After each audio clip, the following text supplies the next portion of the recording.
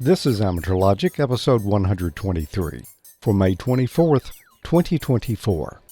Amateur Logic is brought to you by Icom. From high-powered base stations to compact and travel-friendly handhelds, Icom radios keep you active on all bands, inside your shack or out in the field.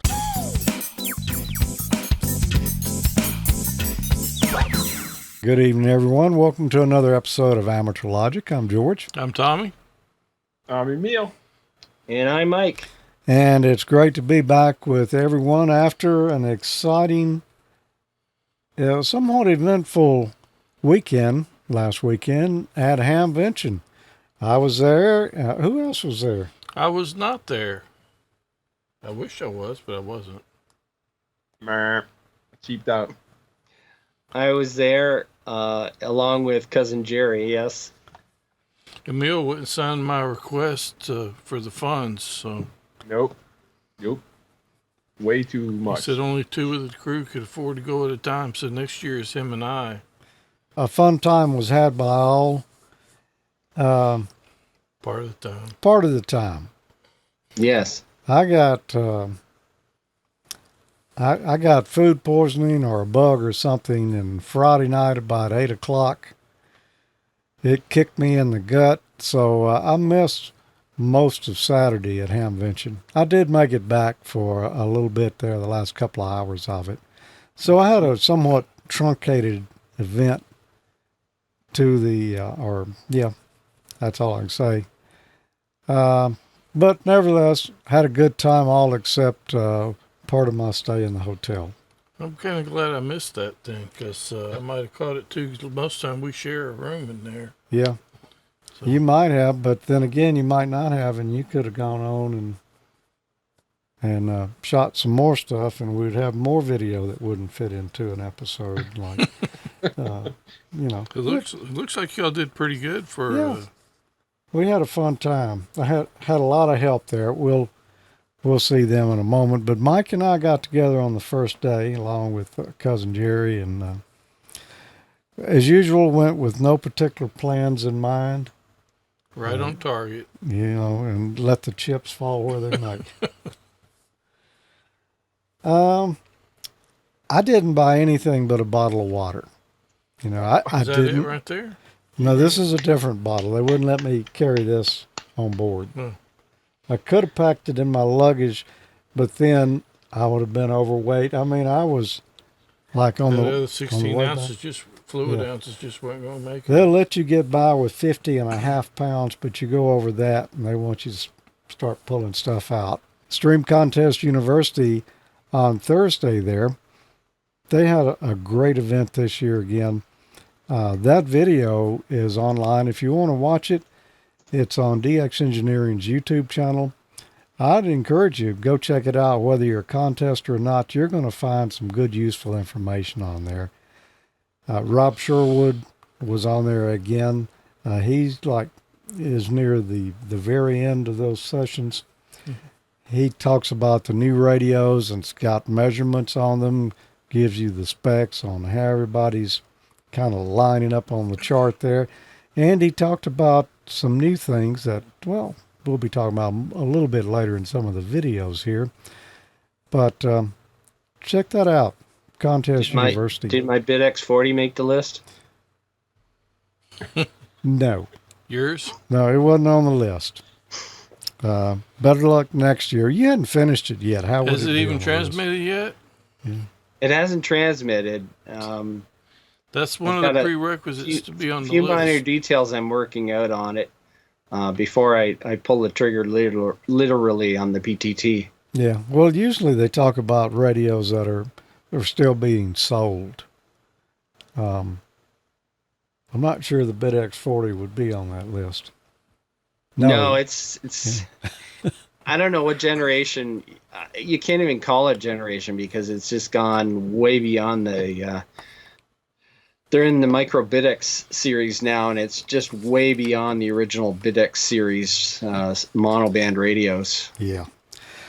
Well, let's get on in to the show. Before we get into the Dayton videos, because we've got a number of them tonight, Emile. From our friend over in Maine, Wayne, W1WBL, wrote us, until you've had a conversation, QSO, with some stranger 6,000 miles away, DX as we call it, with a wire and a device you have learned and studied how to operate.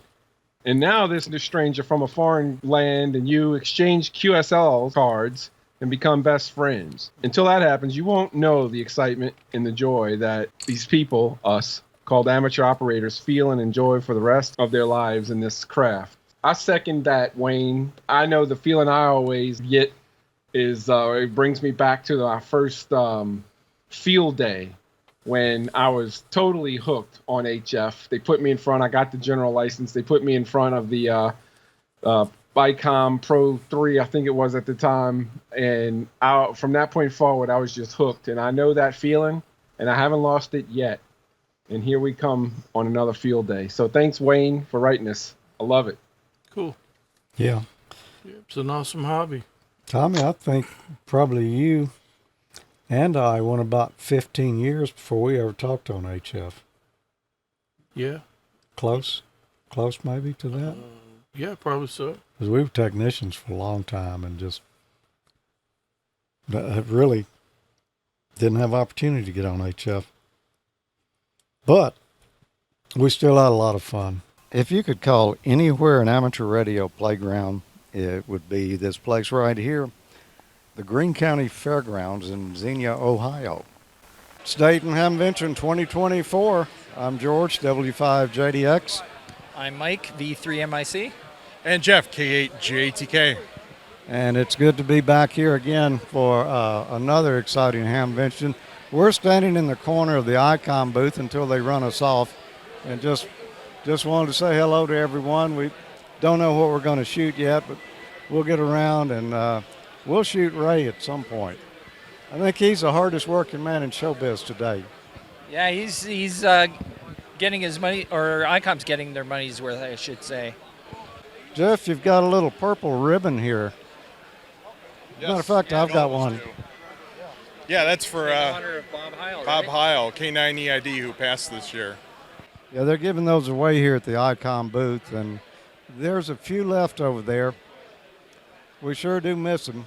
Yeah, and his memory lives on. I still have Bob's book, and I still am amazed at his hand-drawn schematics that he used in his books and other things. So, and I think one of my earliest memories of Bob was at Hamvention, I think back in the early 80s before I was licensed. And I was impressed that he would take the time to talk to, at the time, a teenager like me, and talk to me about microphones. He was good to me, especially when we were doing Ham Nation, and I'd see him and talk to him about various different things. And I was setting up an HF station and wanted to connect microphone to my 7000 at the time. He's like, oh yeah, just get this, and then you'd be all set. So I got a bunch of stuff from Heil when we were still at Hare Arena back then, and got his book and got it autographed. So I have plenty of memories of Bob as well. Oh yeah, Bob would show up here at Hamvention, and any Hamfest he went to, he would go in the Heil Sound booth, and he would stand there and meet and greet folks for literally the entire event. I mean, there was a line always backed up waiting to speak with Heil. Anything else at the Hamfest, because everybody was just lined up wanting to talk to him. He was like a rock star, really. Yeah, absolutely. Occasionally, maybe on Sunday, he would be able to get out of the booth and go out through the flea markets and maybe grab an old piece of gear or two. Let's see if we can swipe some radios before Ray gets here. Oh, well, an interesting thing here. This is a new kit by Icom. We don't really know what it is yet. Ray won't tell us what it is. He claims it's a new radio that they're working on, but he won't tell us what it is, and we're supposed to guess. And you can even submit your guess on one of those cards there. I'm not sure what the prize is, but anyway, some interesting looking boards. A lot of them are identified with a card, as you can see in the case, but some of them are a little more than meets the eye, I suspect. A lot of years, you'll see radios under plexiglass at the main vendors. This takes it to a whole new level, though. Your guess, what did you think that was? That's funny you asked that question because I don't think anybody really truly knows what it is. I think that there's been some things deliberately at play to mislead us in that box. So I eventually wrote down absolute nonsense as my answer.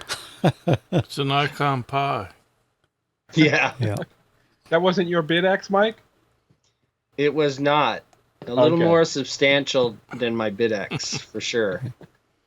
Yep. And that was just parts of a new radio. It wasn't the whole thing. As I mentioned earlier, we had, Tommy wasn't there this year and Emile wasn't there this year. So it was down to Mike and I. We recruited some help. And really, we just ran into some friends that we always see up there and enjoy brag chewing with. Yeah. Eyeball QSO, whatever you want to call it. It's always great to visit with people that you've met through this hobby. And, well, here's where we got together and just prognosticated about a few things and met someone there that we hadn't seen in a while. Well, a few people we hadn't seen in a while, but one guy who started out about this tall and now he's way up there compared to me. CQ. CQ? Yeah, CQ, W5JDX. KD8YVJ. Hi, Chris. Hi, George. How are you? See, that's how I worked it in. Yeah? Oh, yeah, So there I was on 80 meters getting my colonoscopy, and no, I'm just... Yeah, so what's been going on in your life? Man, what has been going on in my life? It's been a while. I'm in college now. I got 1 year left to go of undergrad. Doing aviation, loving it. Doing a minor in computer science. Might go for a master's in software engineering. Still kind of weighing out the options. We'll see. Taking a summer course for that. That's going to kind of be the deciding factor, I think. But it's been good. What's your favorite language? My favorite language? Ooh. Right now, everything's in Python. So it's weird because I think it's going to transition to C++, but Python's been okay. I mean, it's a little, I did Java in the past, so I think Python's a little bit more forgiving, quote unquote. So, Jocelyn, how's it been with Chris off at college? It was quiet till a couple of days ago, and he came back. When is he moving back? Can you help me move him back? No, it's been good. It's been good. We're trying to get reacquainted to everybody back in the house. House rules need to be applied again. No parties, still 3. There's no parties happening. There are no parties. Don't listen to this man. So is this going to cut into your radio time? The radio doesn't get used often enough, so it's okay. We have not had to fight for the radio yet. Not yet. Just during the contest weekends. Yes. And the last weekend we had the big solar flare, and I didn't know if the antenna was connected or not, and it didn't matter. It didn't matter. Yeah. So I appreciate you having a little fun with us on the Icom interview over there a minute ago. That was great. Yeah. It's something. I'm realizing now in the middle of doing this that I need a script or some sort of like bullet points because I don't know what to talk about. And I'm just very much rambling. Mike, I can see you kind of nodding along as I'm rambling here. Well, if you're using a script, that just takes all the fun out of it. This is true. We're at Hamvention. We have to have a good time. And, with us here, nobody knows what's going to happen, right, George? So. yes. That's true. Snipe hunt. Snipe hunt's happening. Yes, that's tonight, isn't it? Sure is. Shopping list, Mike. 905. So you're going to buy it here? No, I'm just going to take it. Just taking it. I can't. It's kind of tied. Oh, maybe not. Backpacks. Tommy, I want to thank you for donating this radio. Jeff.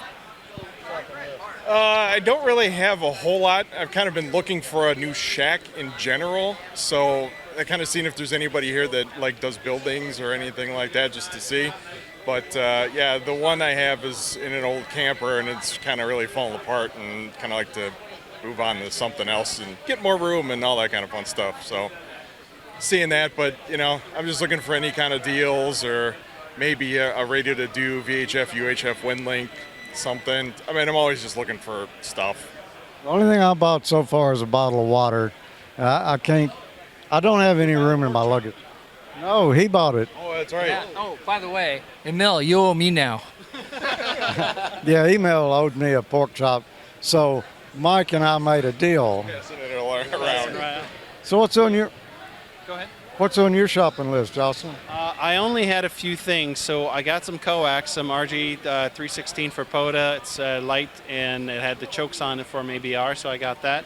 And I needed a charge controller from Buddy Pole, so those were my 2 items. They're in the bag. I'm done. So. Chris, what else is on Jocelyn's shopping list? You know, there's a 7610 over there and a 7300, and there's that 905. Who knows? No. Pretty light shopping list this year. I think we have what we need pretty much. I can't think that there's anything that we're like, oh, we need to get this. So, which is a good problem. But stay tuned. Maybe tomorrow I'll be walking out with arms full of stuff. So. Yeah. There you go. Yeah, there's still the flea market to explore. Yes. Oh, yeah, I haven't made it through any of that. I hadn't made it through all the buildings yet. But anyway, thanks for taking a few minutes out and visiting with us. Always fun to catch up. I think we may see you in Huntsville. I should be in Huntsville with the Yoda group, yes. Yeah, and you'll be busy. You don't have time for these old men. Well, it's the time right around moving, so I'll be moving across back to St. Louis. But Cool. You want to say hi to Tommy? hi, Tommy. We miss you. You should show up, because I can't make Huntsville. You can't make Dayton. It doesn't work, but it's okay. 7-3. 73.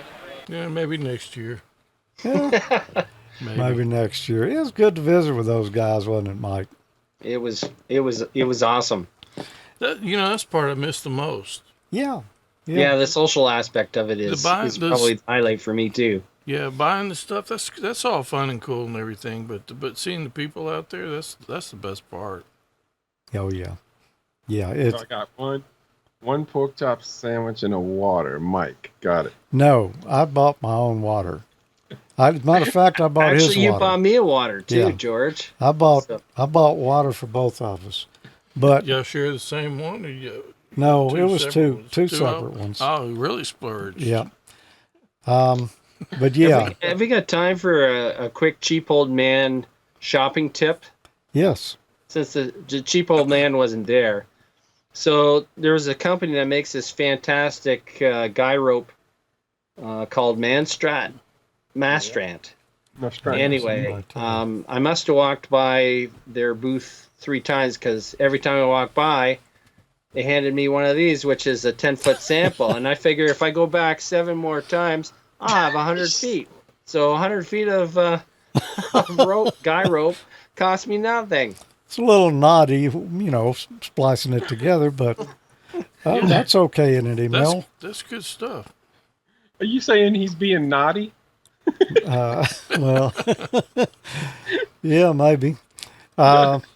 Yeah, I got a little sample of that too. It's good stuff here. I've got a spool of it. Tommy just bought some too. Yeah, I got some. That's what's holding my antenna up now. We're still waiting to see the squirrel-proof characteristics. If it does.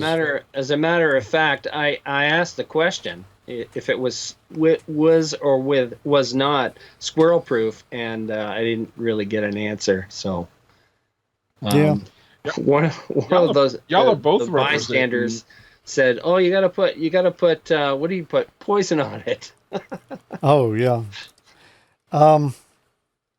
Chris, we were talking about Chris. The guy standing right beside me. We first met him when he was, I don't remember how old he was. He was a teenager. He was a little kid. Yeah. I thought you were going to say knee high to a grapevine or something like that. I've never heard that term before. Never seen a grape knee. It's usually grasshoppers down here, isn't it, Emile? Right. Yeah. It's like something with a cicada now, I guess. Yeah. But yeah, I think he was Young Ham of the Year one year. We were talking about it. And he's been real involved in amateur radio youth activities. His father, Jocelyn, is big into that too, and does a lot with young Ham. So that's how we met them initially, was because of all that. Yeah, I didn't get to see them. I'll see Jocelyn in Huntsville, I'm sure. Yeah. But maybe I'll catch Chris next year if it works out, hopefully. Yeah. We had a little more fun. Of course, this program is sponsored by Icom, so you're going to see some Icom stuff here because we know a lot of Icom people. And it's good stuff. But that's not all we got.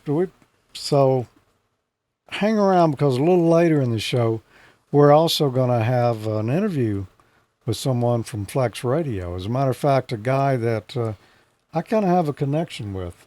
Oh, yeah? Yeah.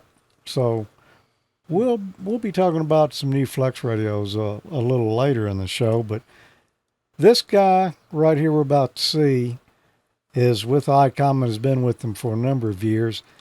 He does graphic design and that type of work with them. And he's always there in the booth and, helping out, doing whatever. But this year, he's always behind the camera. He's actually run camera for us before he did last year. Mm-hmm. I think when I interviewed Ray, he operated the camera. So this year I put him in front of the camera, and we had a little bit of fun. Whenever I go to Hamfest that Icom's at, I always like to visit with Lloyd Chang. Lloyd, good to see you again. Good to see you, George. Good to see you.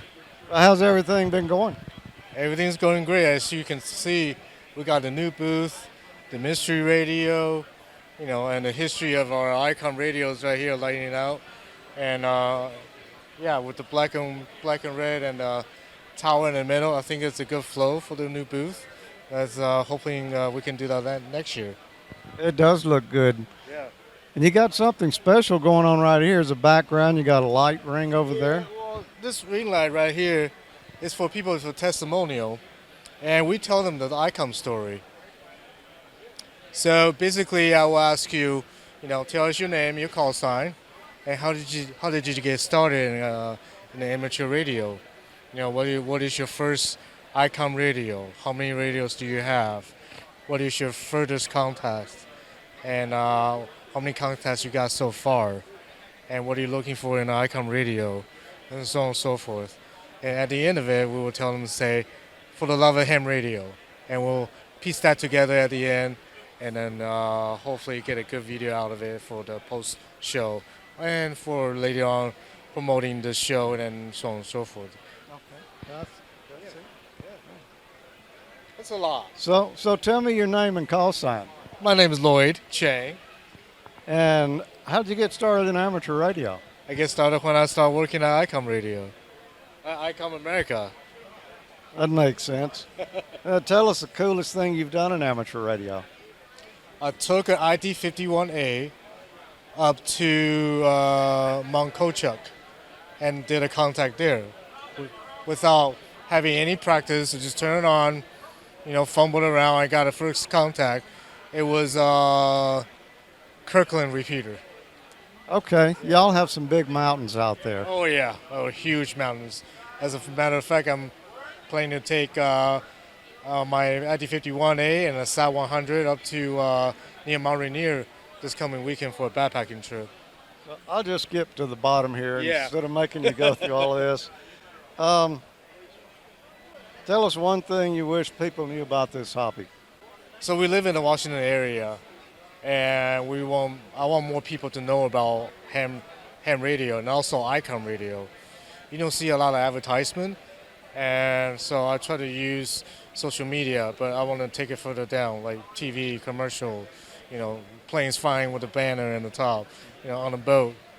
As much exposure as we can, since that's our office and that's our state. So, yeah. I've seen your office, and it's really great. I saw it when it first opened up, the new facility there. But that's one thing I was telling Mike about earlier. It's different about Dayton here. You arrive in Dayton, and if you've got a call sign or something on your shirt, the people who live here immediately know it's that time of year again, right? It is. It is. And it's cool to see all the call sign from the old to the new. I mean, I just got my LED call sign plate, but it's charging. So, yeah, hoping to put that on. And especially this year's special, we are honoring Bob Hill. Yeah, and we miss him. We sure do. We miss Bob, and he would have been standing right over there. Yep. Yeah. But he's watching. Maybe we'll catch him on DX one day. He took out the rain, so now we're good. Yeah. Fair weather. Yeah. Well, Lord, always great to catch up with you. And Likewise. I don't know. We may see you here again next year, if not before. Yes, sir, we are. We will see you then. All right, thank you, sir. 7-3. 7-3. Hi, so welcome to the Icom booth. And tell us your name and your call sign. Sure, my name's Bispop. My call sign's 88. Tell us about what you enjoy most about amateur radio. My favorite part of the amateur radio hobby is the annual snipe hunt expedition. Mm-hmm. That was perfect. That's awesome. Yeah. We handed Lloyd the mic, and he was doing one of these interviews with Chris, so we really couldn't hear anybody but Lloyd. So I've forgotten who it was. Why don't you dub the voices? So, yeah, okay. Actually, we're going to pin this on Jocelyn, Chris's dad, for the funny voice, because wasn't he the one that said, "Hi, this is Chris"? Yeah, I think maybe it was, yeah. Which, actually, I was thinking that first, and then, yeah, Skype hunt thing kind of worked its way in there. That was good. Funny. Yeah. Lord's a great guy, man. He's always real helpful. Oh, yeah. And yeah, he's the YouTube master too. All the social media, he does all of that. So. Yeah, super nice guy. Well, we're going to be back in just a moment. We got, I don't know, we're not halfway finished yet. So there's a lot more fun from Hamvention coming up, as well as some cheap old stuff a little bit later. I haven't even seen yet, so we'll have to see. As a man who strokes his beard, what he has in mind there. Don't go away. We'll be right back. Upgrade your station with one of Icom's fabulous HF radios. With the IC7610, faint signals are no longer challenging for DXers and contesters.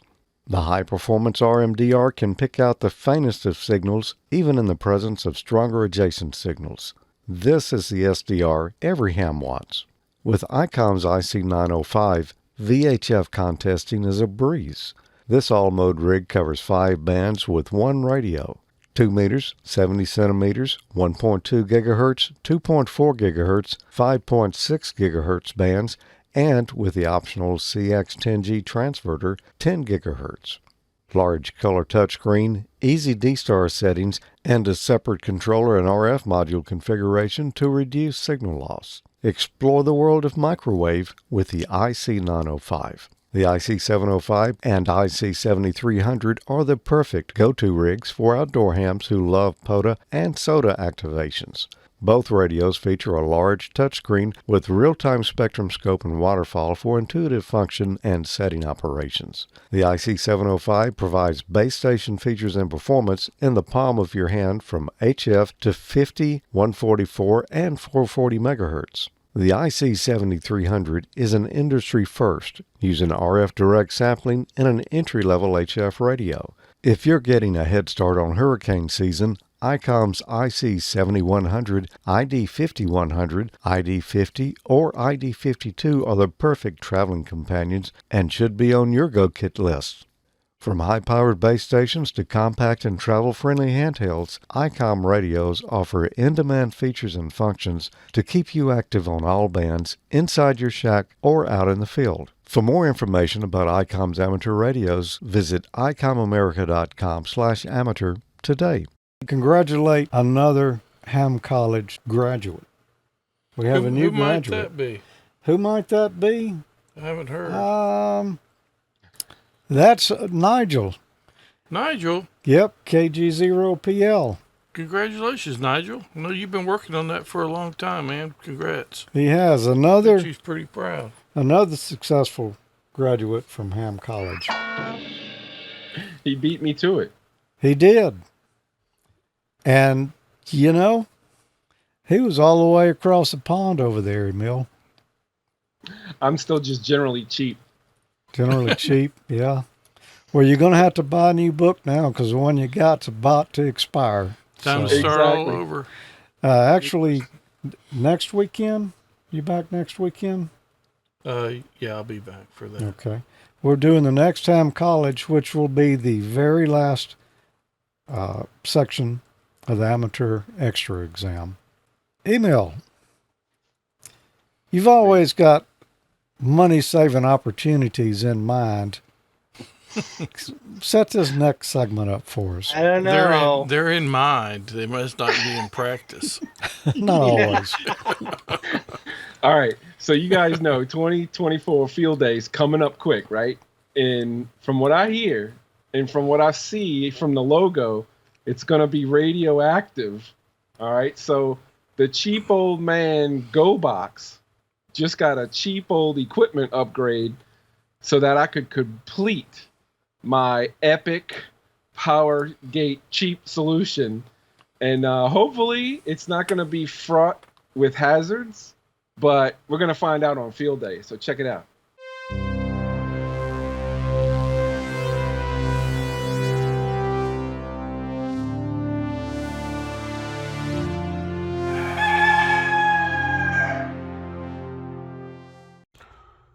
All right, George, Tommy, Mike, AmateurLogic.TV viewers, hurricane season's coming.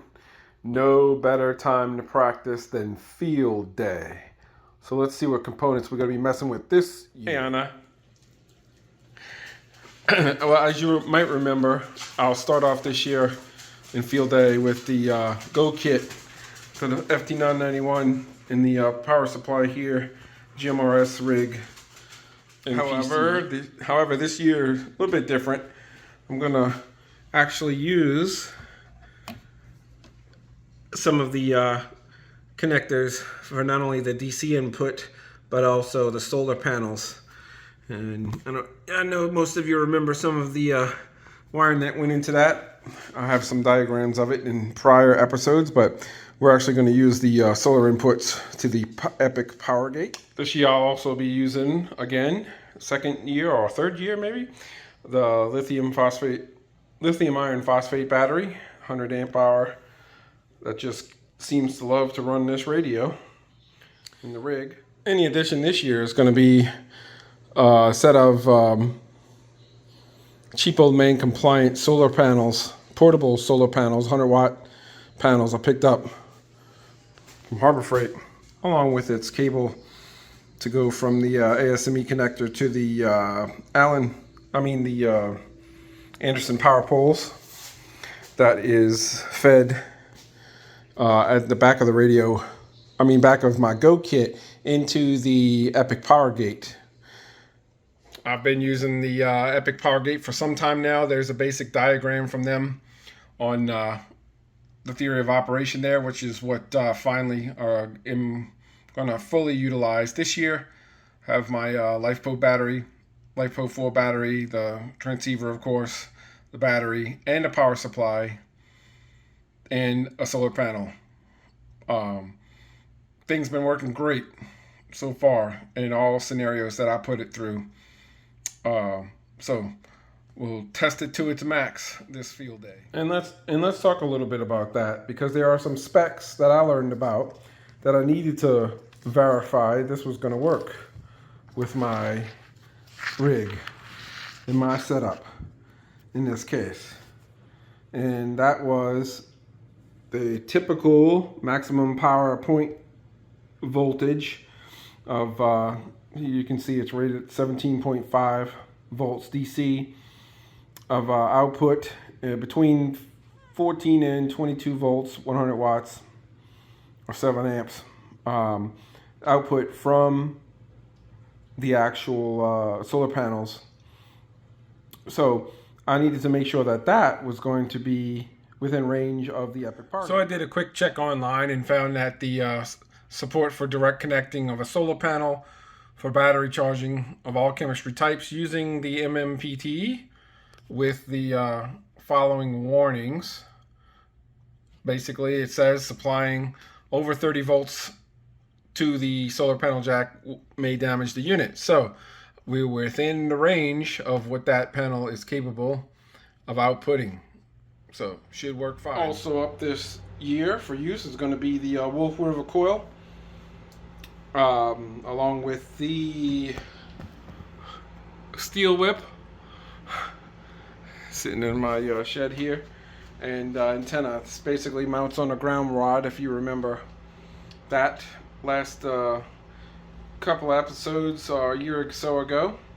We'll set that up on a 4-foot driven ground rod with all the green radials that you see here, helping the propagation in the pattern, I should say. So that's the setup. We're going to see how it works and how it works for us this year.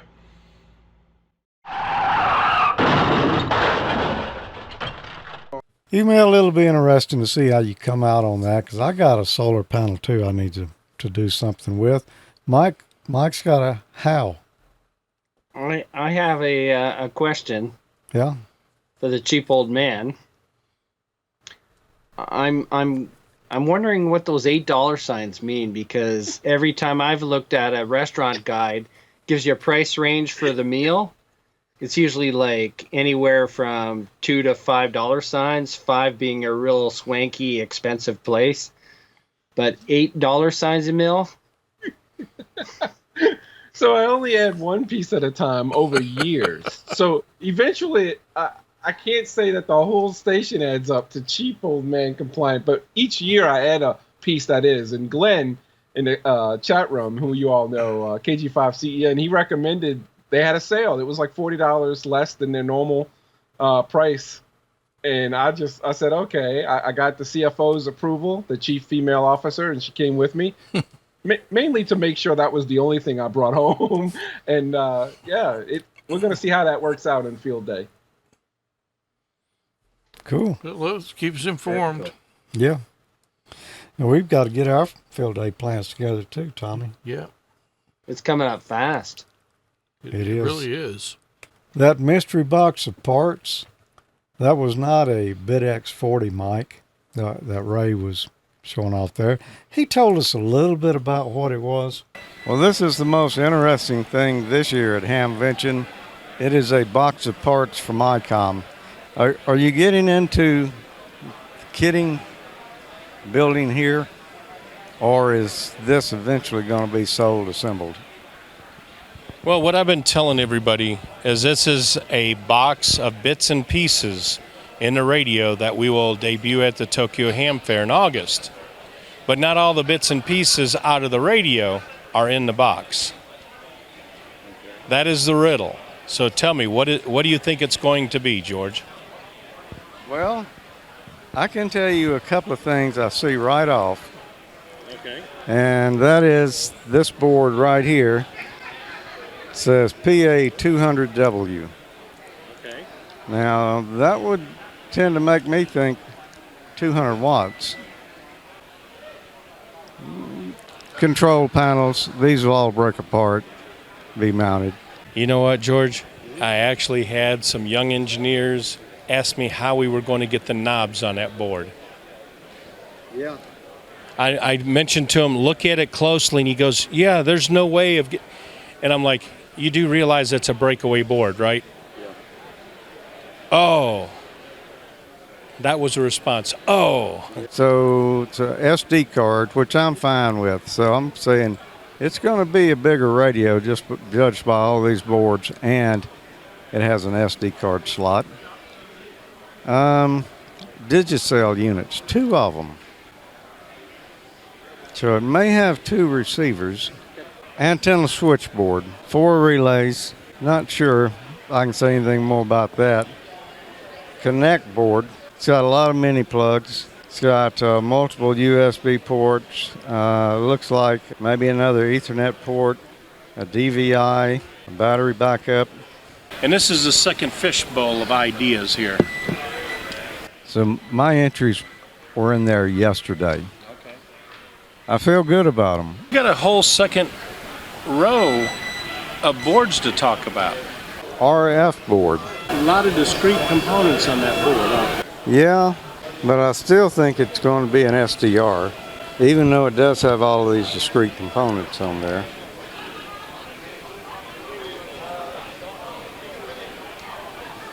Anything else, Ray, that I think all of these products have been around a while. They have been, except for the PW2. Is it shipping though? Not yet. We are ready to submit to the FCC. And we're looking at end of summer, beginning of fall of this year. Now, I heard that the 7610 already had RF predistortion in the transmitter as a firmware upgrade. Have you heard that? Well, the hardware was built in. It was very interesting to see all speculation when we first announced the PW2 and talking about the digital predistortion. And everybody's like, oh, there's going to have to be a hardware change. And then they started looking at the service manual. Since day one, the 7610 has been designed to have digital predistortion built in. The firmware update was just released for the US versions on the 15th of May. So we'll see how all of that plays out as people start installing the US version of the firmware in the US radio. So do you think that will extend to the amplifier? There'll be some connection to help the amplifier out with that? Yes, there will be. There will be a cable available to do that with. And what about the other radios? Do we think any of the others will be getting a firmware update to do this?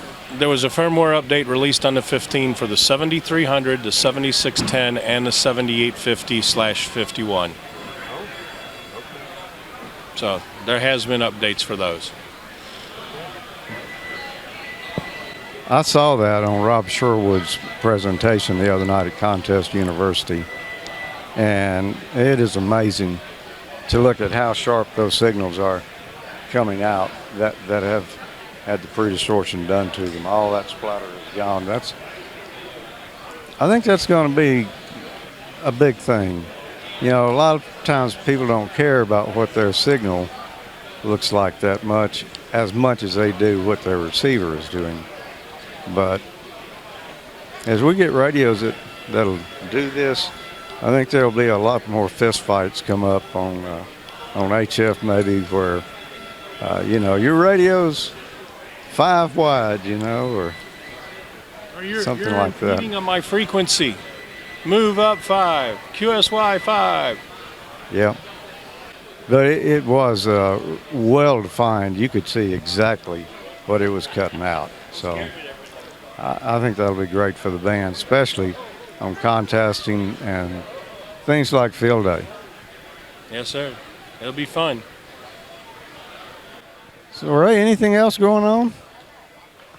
That's about it. Other than it's our 60th anniversary, we're showcasing a lot of the historical radios and that. So hopefully you'll get that on your show as well. We did have a ham from the UK bring in a radio, a 4E. Still operates, still functions, and it's serial number 001. Wow. So go ahead and take a look at them back there. I got some guys waving at me that I got to go do another thing here. So it was great to be on the show, and we'll probably read some of these on the show one of these days. Yeah, come on down and we'll go over that. Have a big old time. All right. Thanks, Ray. Thank you, George. He didn't give a lot of hints, did he? He didn't give any, really. No. I know what I think it is. Mike, did you tell me earlier you had a clue there on that? Well, that one clue we talked about on the PA board, PA 200, 200 watts. So when it's 200 watts, you're not looking at a 7300. You're looking at something higher end than that. So it might be a replacement for the 7851. A lot of folks were guessing that as their answer. Yeah, I kind of lean that way. 200 watt PA. And we assume that's what the PA200 meant. It's 200 watts. Probably 2 receivers. Maybe. Not positive about that. But 200 watts, that narrows it down to the 7700 series or the 7800 series. I have a 7700. It's 200 watts. That radio's been discontinued for a while. They haven't replaced it, so it could be a new 7700, maybe a 7750, I don't know. Or it could be a new 7800. 7852 maybe. Who knows, but I think it's going to be definitely on that end of the scale, because that was a lot of boards there and a lot of parts. A lot of connectors on some of those boards, and if Ray's not messing with us and saying that every board that's in that case is in the radio, but not every board that's in the radio is in that case. So yeah, if that's the case, it's got a lot of connectors on it. Yeah, it's not QRP rig. I mean, no, there was a lot of stuff in there. So we'll see. We'll have more information on that coming up, and maybe we'll get Ray to empty out that fishbowl and tell us what everybody else was guessing in there. Cool. Yeah, it's always great to see Ray. I mean, that guy never changes. Tommy, I know you'd like to be in Hamvention this year. You couldn't make it, but I did bring back something for you. Yeah? Yeah. This is a limited edition item right here. Yeah, I'm not sure if that's one of 4 or 2 of 4. The Ham College coaster? Oh, I saw you had one. I got one over here. Yeah.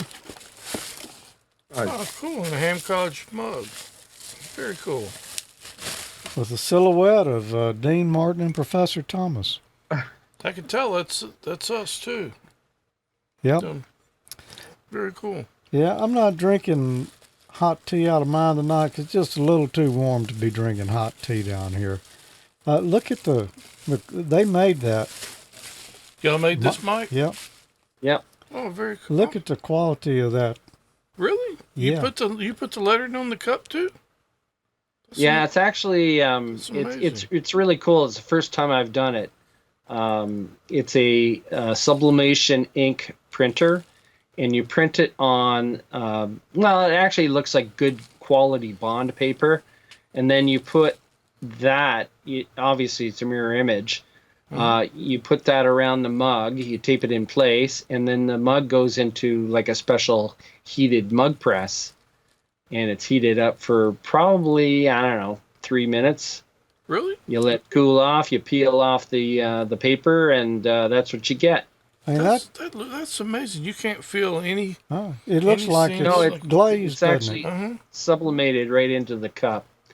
Now, I should point out that it is a special cup. If you turn the cup on the bottom side there, it'll show you that it's actually made by Cricut, the people that make the the vinyl cutters and that sort of stuff for the crafters. They also make that mug press, and Mrs. V3MIC actually won the mug press in a contest she entered. So we decided to try it out on the Ham College. Well, that's awesome. Appreciate that to both of you. No problem. Mrs. V3MIC. That's awesome. Yeah. Very cool. So heat won't hurt it? Put it in the dishwasher? Nope. That ink is absorbed right into that ceramic, I guess. That's pretty amazing. This is from, I'm hoping I don't butcher the name, Thalia, Thalia. Anyway, it says, "Hi Tommy, the old ALTV episodes been uploaded to Roku, or with them having been uploaded to Roku. Been watching the early ones. You taught me a few things, and I'm only up to episode 17. I applaud your knowledge of digital photography. Thanks for doing those segments. I'm hoping there are more to come as I progress through more episodes." And the subject was your photography segments. So the photo tips, things I used to do. And George has said I ought to do some more of those. I've considered it. So anyway, I'm glad they helped you. I don't remember how many there were. There weren't as many. I think we kind of veered off from those. So you may have hit the last one. There may be a couple more. I just don't remember. There were There were a several number of them, but, yeah. But I don't know if there were more than 17. We could use some more. I mean, I think it was good stuff. It was useful tips, because, and face it, I think the need is there more now than it was in episode 17, because there are some horrible photos, digital photos these days online. Yeah. I think folks could use a few tips. Yeah, maybe I'll do some more of those sometime. Every once in a while I'll get kind of an idea block of ham radio topic, or something I have to actually have time to do. I have a long list, but some of them take more time than I have. So anyway, maybe look at doing some of those in the future. But I'm glad you liked them. Thank you. Yeah. This next segment here is one I promised you a little earlier, about a guy I got a slight connection with over the years. We worked at the same place about a decade apart, had the same job. And he does Flex Radio. Mike, were you the cameraman on this, or was Jeff? I don't remember which one of you. I was the cameraman on the Gerald. Yeah. You and Gerald, yeah. Okay. So let's look at what Flex introduced this year. Here's a guy that years ago I saw his name on a lot of papers and schematics and things around a radio station I used to work at. Gerald Youngblood, good to see you. Good to see you too. It's amazing we worked in the same place at one time, didn't know each other. True, a few years apart. Yeah. When did you go there? I went there in 85. I was there 85 through, I believe, 97. Yeah, so I was about 10 years before that. So. But some of your handiwork was still around. That's nice to know it was still there. It was still around in the schematics, so I had no trouble with it. Well, go ahead. Except for the old directional array. I think there were 2 or 3 layers of engineers who added wiring to that thing. That's true. And the old transmitter's still there that I worked on. You worked on the RCA, right? The RCA transmitter. That was a backup. There was a Collins for Maine when I was there. It's been replaced now. I think maybe they have a BE solid state now. But, yeah, the old RCA was still there. And it would make a kilowatt, and I didn't push it any harder than that. Yeah, and I still have one of the tubes out of the FM station, the ZZQ 3CX10000A. So anyway, that's enough talking about the old stuff. So tell us about the new stuff. You're with Flex Radio and have been. You kind of got this ball rolling a good many years ago. So this was a hobby project that I started in 1999 and turned into business in 2003. So 21 years ago, shipped the first SDR 1000, and we've really pioneered software-defined radios in ham radio. And software-defined radio means the software is the radio. Now, it takes hardware to make that work. And so really the new radios, the 8000 series, we announced today.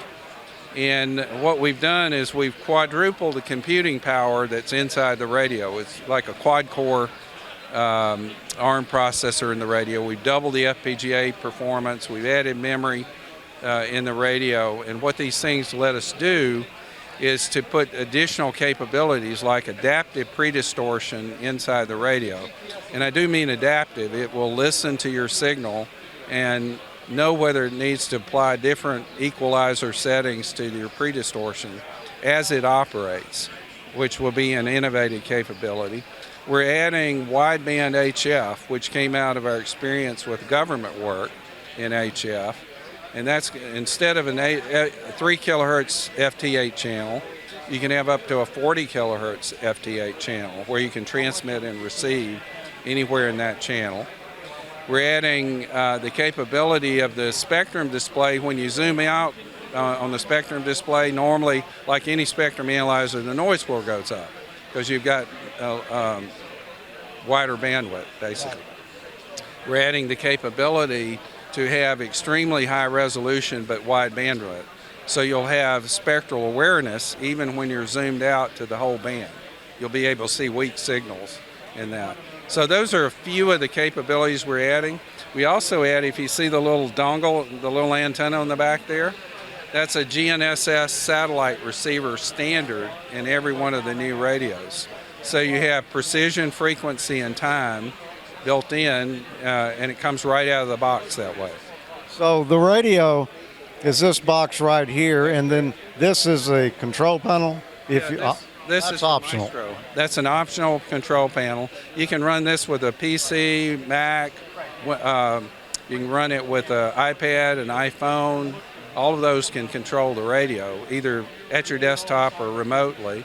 And then you can use a Maestro. This is the newest version we came out with this year. And so you can pick it up and take it with you. You can put it on, take it. It has Wi-Fi, dual band Wi-Fi. 10-hour battery is optional with it. You plug it into your network as well. Plug in an external display. All that works with all the radios. So the Maestro is shipping now? Maestro is shipping now. We have stock.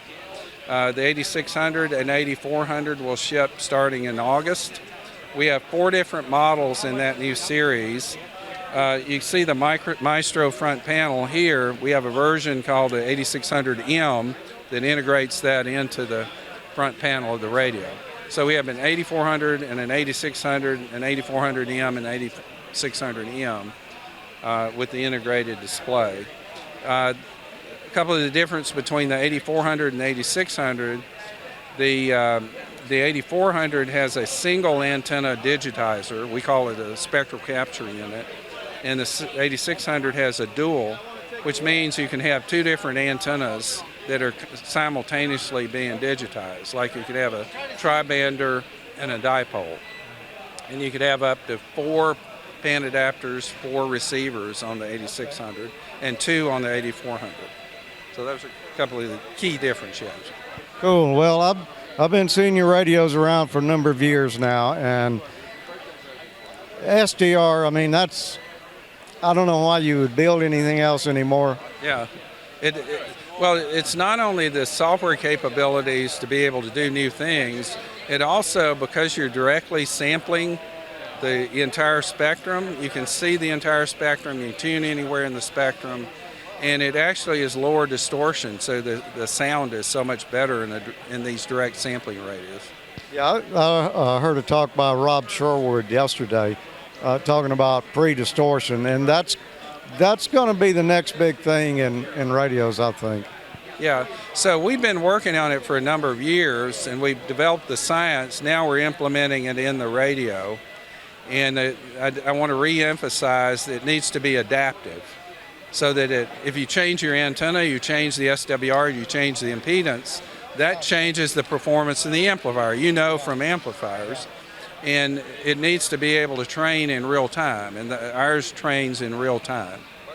Cool. So did that idea come in your mind from that old RCA transmitter and some of the pre-correction that those type of things had to have? That's right. Those they've been doing that in the broadcast world for a while, but they're only single frequency. That's right. They don't have to change. Single frequency is a lot easier than covering from 1.8 to 54 megahertz. So, yeah.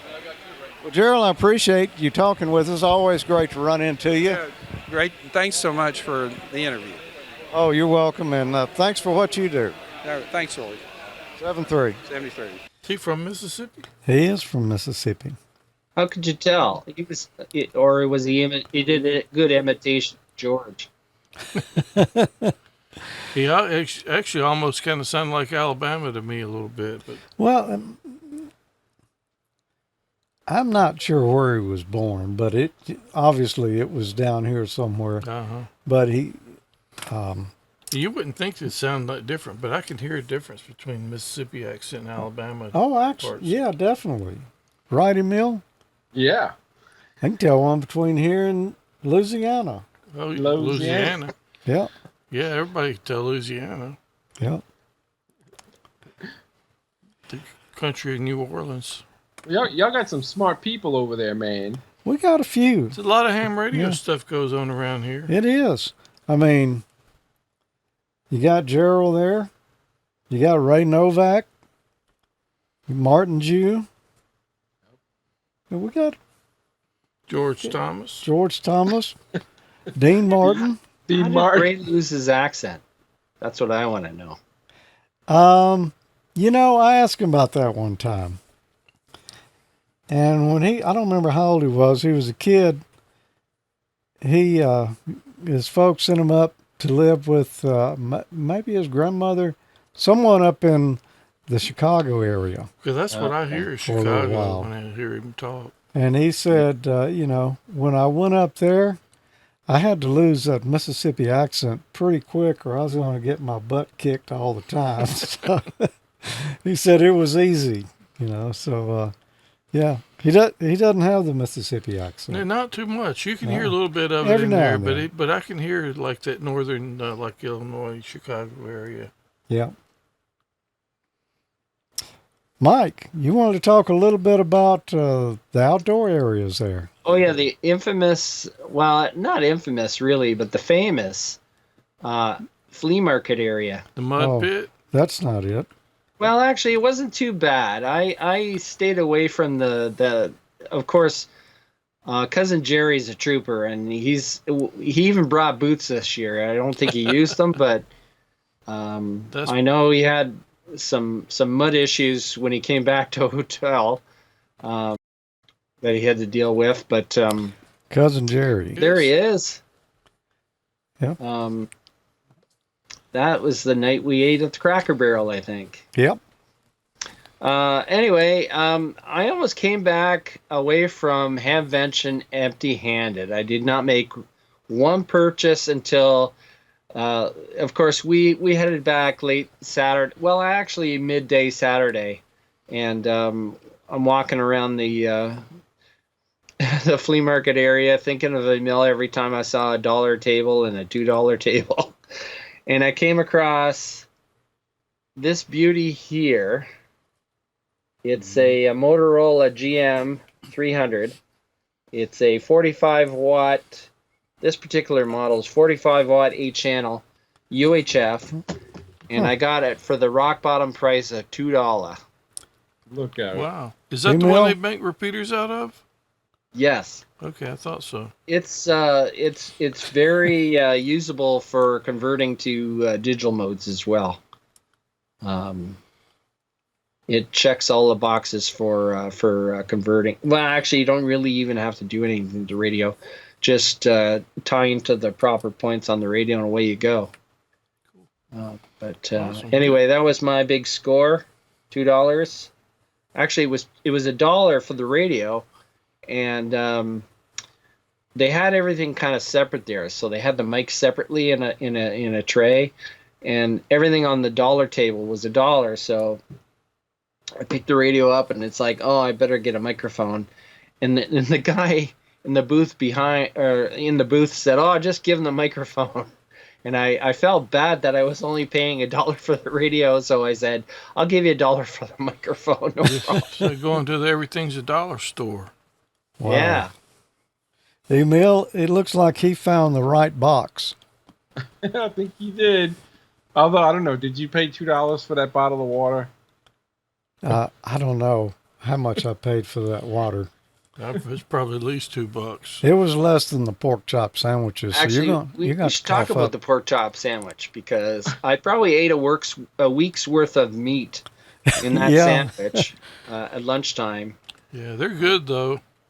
They were fantastic. Yeah. Yep. Very good. I couldn't get to the picture quick enough. I didn't get a whole lot of still photos, Like I say, I missed most of Saturday. But there's the booth, and you can see how far back we are from the meat there, Emile. Yeah. Yeah.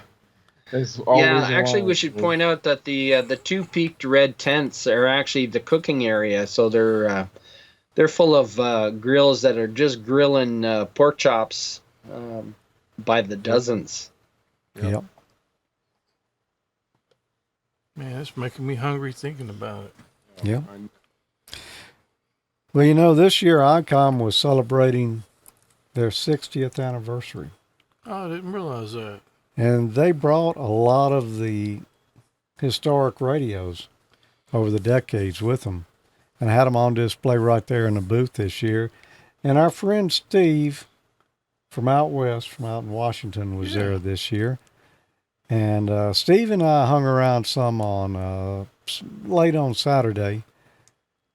And I handed him the microphone and gave him the job of walking through and talking about those radios, looking at them and, seeing what we could learn about them. Let me just tell you this. Amateur radios have come a long ways in the past 60 years. Oh, yeah. I was 2 years old when they opened up the doors. Wow. And this is our good friend Steve, W7UDI, who's a longtime friend. And he did a lot of roadie work for Bob Heil over the years. Yeah, it's been many years working as Bob's roadie and here at Hamvention and some of the other regional ham fests. It's been fun working with Bob over all these years. So now I have kidnapped him. Yeah. I jumped ship. Yeah. Now I'm with George here, roadieing with George. So we're going to look at some other radios here. These are some of the Icom classics, from years ago. FDM AM-1, built in 1964 from the In1 Electric Works Company. So you have your RF connection here. This is all transistor in 1964. And this looks like I gotta put on my glasses to read. It would look like it's 6 meters. So we go all the way down to, well, this goes up to 54. And then it comes all the way down to 50 megahertz. So one of the first 6 meter transmitters or transceivers. I'm going to assume this was probably an AM radio back in 1964. Probably had crystals. Well, no, it has a VFO. Wow. So S meter, battery powered because there's a battery indicator. Yeah. And then you had your S meter and then your RF out. So pretty simple. You had your AF gain here and then a tune. So there we go. Now moving on to the IC230. That almost looks like a cassette deck. So, yeah. Exactly. Let's stick the cassette in there.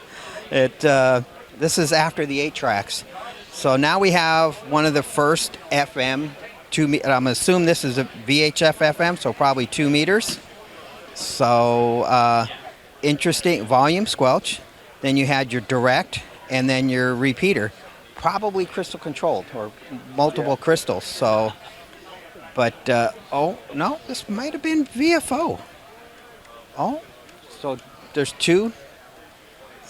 So we have in 1972 one of the first FM 2 meter radios. You have an A and B bank switch right up here at the top. Here in 1976 we got the IC211 245, another all band. This 2 meter all mode. So now we're starting to get into the AM or FM sideband. It looks like a pretty big jump from the Yes. 230. Yep, it's a huge jump, but this was just strictly FM. So now we got to the all modes. So FM, upper sideband, lower sideband, and CW. Moving down to the IC501 701. It has a VFO here. Probably, just a VHF or UHF multi-band radio. We're back down to AM, lower sideband, upper sideband, no FM in here. You got your RF gain, which is a switch. It's not so it's fixed RF gain. It's not a pot. We did have a RIT here, and then the CW monitor. Oh, here's the clue. 50, 51, 52, 6 meter. 6 meter. Here we go. Now we're getting down, the IC280. Well, that's starting to look a little more modern. Yeah, now we're starting to come into our era. So I got my ticket in 76, and then here we go, starting to move up. So this is a 2 meter FM transceiver. It's probably just one of the early synthesized radios. And then you had your duplex, simplex, and then you have your offset. So like modern radios, depending what part of the band you're in, it will set your offset either positive or negative. You have to do it yourself. So this was operator dependent. Many times people would make that mistake. And high and low power, just your basic. And then this, early memory channels. So you had 0, 1, 2, 3. So you had 4 memory channels. That was in the IC280. Now we're coming into the handhelds, the IC2AT. This is 2 meters. They had the early thumb wheel switches here. So you just set your frequency. So this was 147-200. Plus they have the 5 kilohertz, so it's 205. So then there's your power on button. Similar, this was the 220 version because it was IC3. And so this was set to 224, 440. And the 5 kilohertz is off. And then in the IC4E, this is now the UHF version. So 440, 690. And so there we have the HTs in the early 80s. Now we're going to an HF rig here, the IC735. So pretty basic, but look at that. Equalizer, huh? But it's not. Look, RF level, RF gain, RF power. Here's your gain and delay for your Vox, your microphone gain. But you would think it when you first look at it, that's an equalizer. No, it's deceiving. So basically, you're 160 through 10 meters without the work bands, because this is before the work bands. That one might have the work band. No, that's a 2 meter radio. That's a all mode 2 meter radio. The 275, which took over from the 211, 245. So 1986. So now we have FM, upper lower sideband CW, just a more modern version of an all mode 2 meter radio. Then this is a real classic here. Yes, the 706. Now this is a Mark II. Yes. Well, there was the 706, the original, but this was the original. Had all HF bands, plus it had 2 meters with 2 meter FM. Perfect radio for in the mobile and to get on. And you just had one radio in the rig. Cars in the 90s were becoming a real pain in the butt to put radios in. Yeah. Very little dash or console space, but this is a pretty small radio. You can fit in here almost anywhere, and I think this head detaches, if I remember right, and then you can remote it. So now all you had was one of the first remoted radios. I have 2 of the IC7000s which replaced this. Which replaced that. With a color display. Essentially the same radio. Same radio, but ended up with a color display. Here we have in 1988 the IC781. A huge HF rig, top of the line contesters and DXers started. This was the baby in the day, and with the display in the middle, full HF rig, and so that came out in 1988. In 1995, now we got the 775 DSP. So now Icom started putting DSP into the radios here. This one had a little bit of a hard life, missing a knob, but hey, this is, these are classics. And so for your one radio in the box, here's your complete HF station. And now, this one, the 7800, the flagship, the big boy. And this one's had a little bit of a hard life, but this came out in 2003. And then this was the one that was just hit the world by storm. It was just such an unbelievable radio as it came out. I think it has the SD card or a memory card here. To one of the early uses of memory cards to upgrade the firmware, and just a great radio. it's big, and it's heavy. Dual receivers. It's a great radio. And then we went into the ID1 in 2004. That's the first D-Star. The D-Star. This is the very first D-Star radio here. So this is the history of D-Star, and it came onto the scene in 2004. And then 10 years later, we went from the 7800 to the flagship 7851. Yep. And this is the coupe de gras.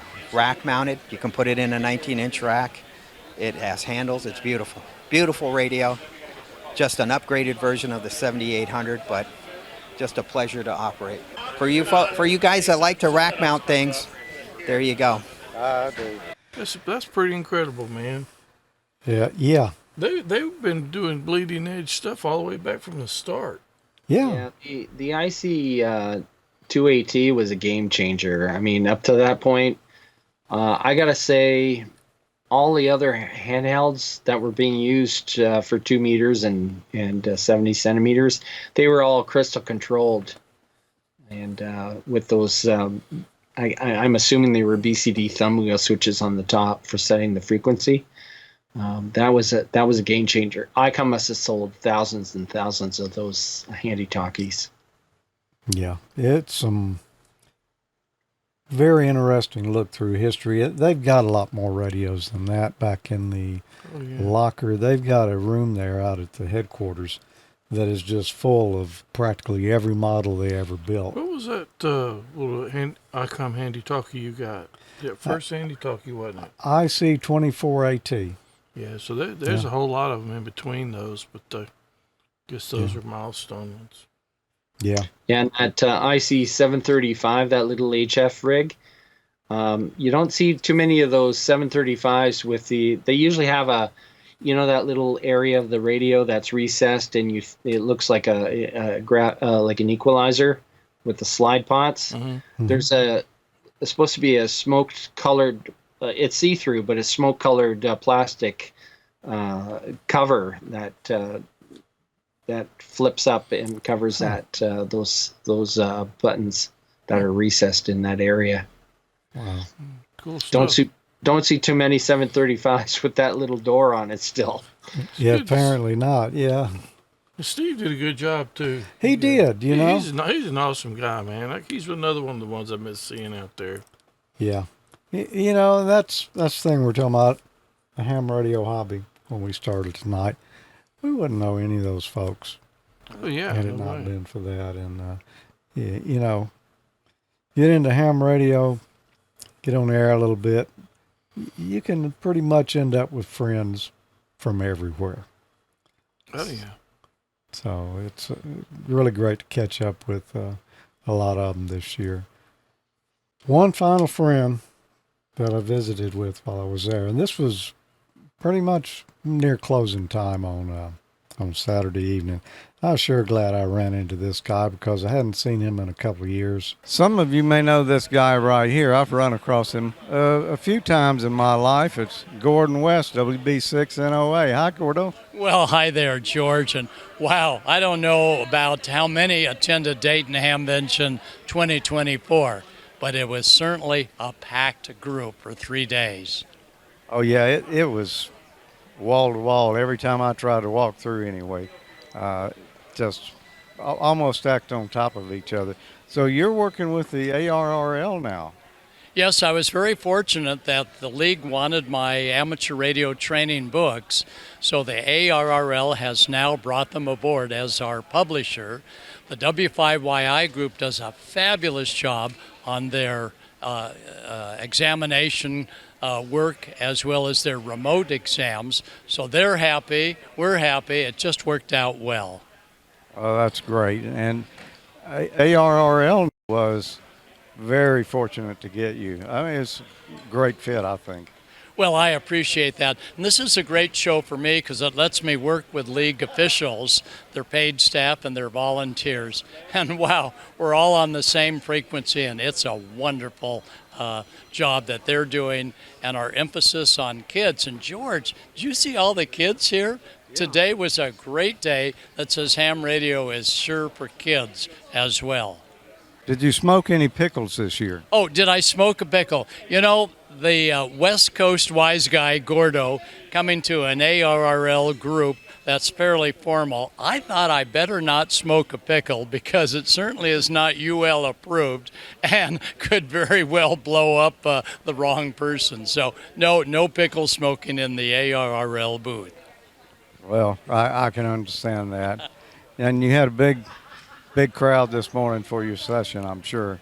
Yeah, it was really good. We had an instructor session, and I'm now heading up as a national instructor, all the Elmers. So we're hoping that your great work on Amateur Logic with your going over the question pool for, I believe, extra class now, other instructors will want to join the league's instructor cadre and join in teaching ham radio.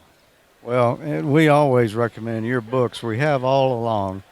And really, the last issue of the ARRL's extra study guide, the thick book. Now, that is a very good book. If you're just wanting to learn the bare minimum and go take your test, that's not for you. But if you want to dig deep now, that's a good book. It absolutely is. So it's a good balance of both league books as well as Gordo books. So depending as to how much they want to get involved in electronics, they've got a wide choice. And again, it is such a delight to work with the league officials. That's fantastic. And I guess we'd be remiss if we didn't mention Bob Heil and how much we miss him being here this year.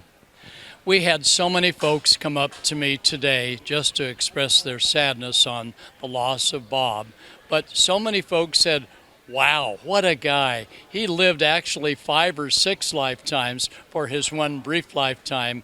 And I echoed that. So we all think of Bob, and we all thank Bob for all his hard work in forming amateur radio as what our service is today. I feel very fortunate to have known Bob and you as well. You know, you're the two top honchos in this ham radio having fun hobby. So it's just been great to know y'all. Well, we'll all miss Bob, and we wish Heil Sound, they'll continue on with great products, and Sarah continues on with a great legend that we've all lost, but we'll always remember. And the microphones are just as good as they ever were. This is a Heil right here. You bet. I think maybe they have a few projects that Bob had been working on that had not been released, so maybe something there, but there was a great line of products already. So hopefully they will be around for years to come, because I use a lot of different microphones over the years, and I'm not lying when I say the Heils are my preferred microphones. That's right. Well, I sure agree there. Well, George, keep up the great work, your whole team on Amateur Logic. We watch it regularly and can't wait to see what you're next going to do.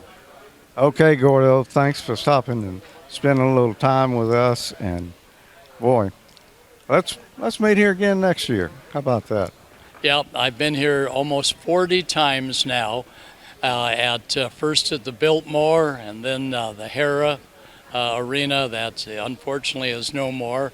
And here at the Greene County Fairgrounds, spectacular, clean, accommodating, just the best. And the Hamvention Committee, George, I understand 700 volunteers. So volunteers, if you were part of the group, we certainly salute you for an absolutely spectacular venue. You couldn't ask for a better Hamfest. Next Hamfest I'm going to will be Huntsville, which is also a great one. Maybe we'll see you down there one year. Roger that. See you at a Hamfest soon. 73.